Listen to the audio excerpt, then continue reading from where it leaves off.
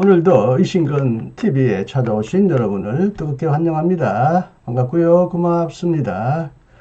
어제에 이어 오늘도 현대신학을 하나 소개합니다. 제목은 종말론과 윤리입니다. 바르트와 몰트만과 해방신학자들의 입장을 서로 비교해 보기로 하겠습니다.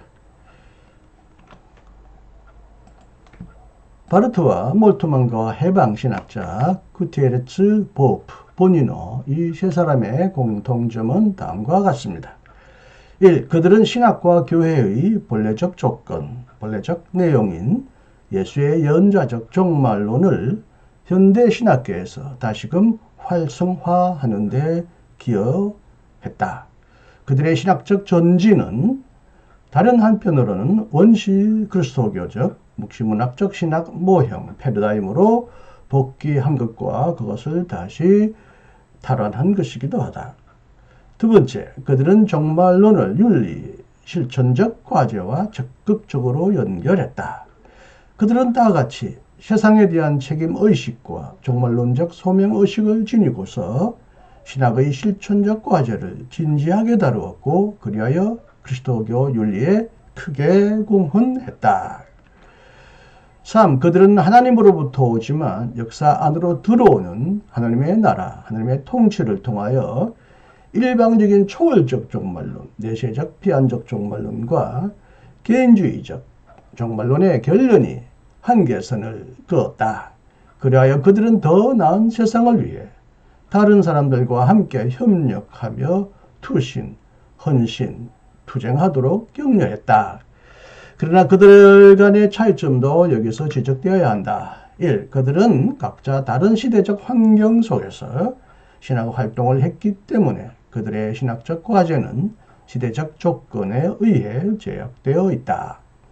바르트는 유럽의 전쟁, 1차, 제2차 세계대전과 혁명, 러시아 공산주의 혁명 이런 시대 속에서 그리고 몰트만은 제2차 세계대전 이후의 상황과 세계의 비인간화를 목도하는 가운데서 그리고 해방신학자들은 라틴 아메리카의 독재와 착취, 억압의 현장 속에서 제각기 다른 역사적 조건과 이에 대한 상이한 역사적 평가 속에서 신학을 수행했다. 2. 그렇기 때문에 그들이 차용한 빌려온 용어들과 분석 방법에도 차이점이 드러난다.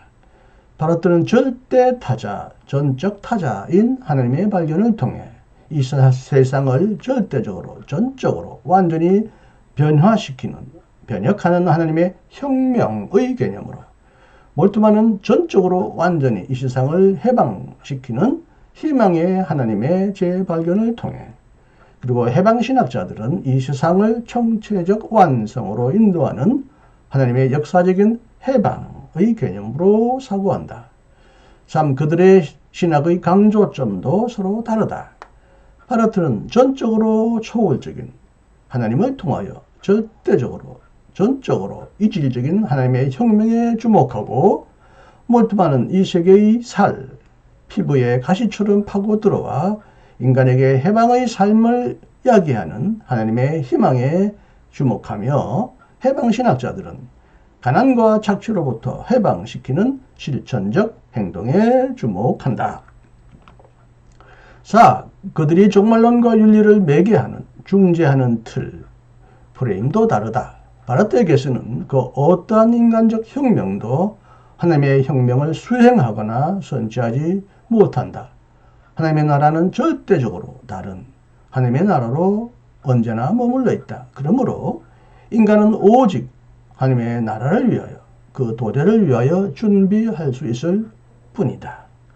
몰트만은 절대적인 종말론과 미래적인 종말론과 현재적인 실천 사회를 선치, 안티치, 파치요인이나 얘기, 프롤랩세의 개념으로 중재한다.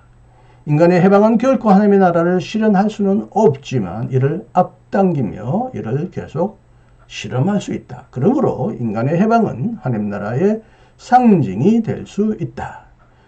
그에 반해 해방신학자들에 따르면 하나님의 나라는 인간 해방을 통하여 성장하고 그 속에서 작동하고 있다. 하나님의 나라는 역사적 중재, 즉 회개와 실천, 참여, 변혁 활동을 통하여 선사된다. 그렇기 때문에 그들의 신학은 나름대로 장점과 함께 단점도 지니고 있다. 바르트의 신학은 인간적인 유토피아의 절대화와 우상화를 파괴한다. 그런 역사 내재적인 인간의 진보를 무턱대고 낙관하지 않고 인간의 행동이 항상 진보적이라고 보지도 않는다. 그러므로 항상 인간은 하나님의 은총에 의지해야 한다. 그렇지만 바르트의 신학에서는 자칫 인간의 수동화나 윤리적인 정렬의 약화가 발생할 수 있다. 인간 행동의 절대적 상대화는 이른바 초월파적 환상에 걸려들 위험이 있다. 해방신학자들은 인간의 해방적 투신, 헌신, 투쟁을 독려하고 하나님의 나라는 선물이지만 동시에 인간의 과제로서도 수행된다는 점을 강조함으로써 실제적인 실천을 가능하게 한다. 그들은 하나님의 완전한 희망을 신앙함과 동시에 인간 해방을 통한 그 성장, 하나님 나라의 성장에 대한 인간의 참여, 기여를 강조한다.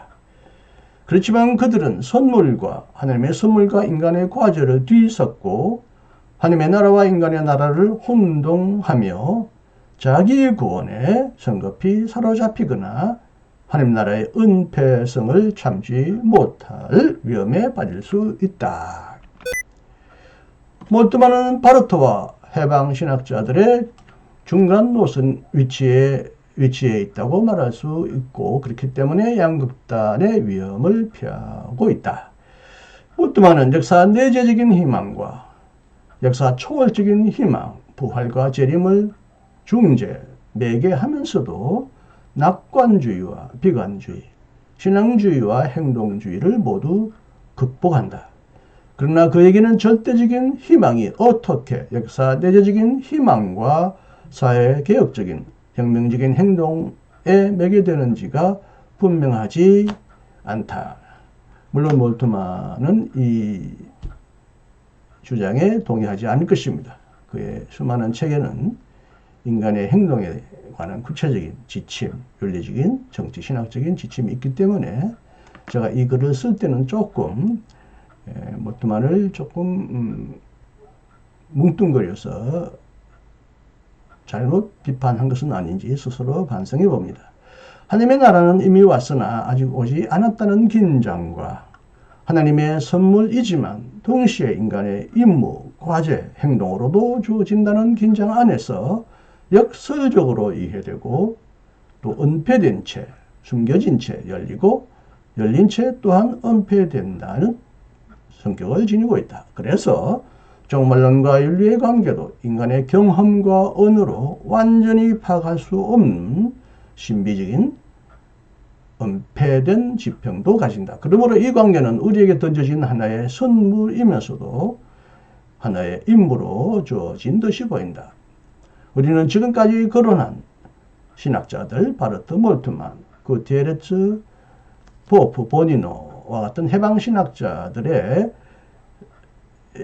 그들이 처해 있던 상황과 그에 대한 그들의 신학적 응답인 그들의 주장, 신학적인 메시지를 고려하면서 우리는 우리 시대에 복음을 새롭게 옮겨놓고 해명하고 신학을 새롭게 풀어가야 할 과제를 가지고 있다. 이 과제는 다가오는 하나님 나라의 여명, 아침에 밝은 빛의 여명 아래서 항상 우리를 위하여 새롭게 열려져 있다.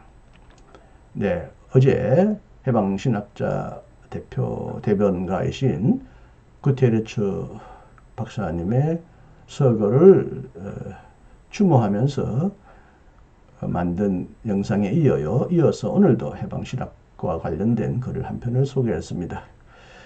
여기 이제 바르트 다음에 몰트만과 보프가 나란히 서 있는데요. 우연하게도 올해 같은 해에 돌아가셨습니다. 몰트만은 98세로 구테레츠는 96세로 돌아가셨으니 2년 차이가 있네요. 두 분에게 특히 존경과 추모를 드리면서 이 영상을 마무리 짓겠습니다. 끝까지 영상을 경청해 주셔서 감사합니다. 안녕히 계십시오. 이신근이었습니다.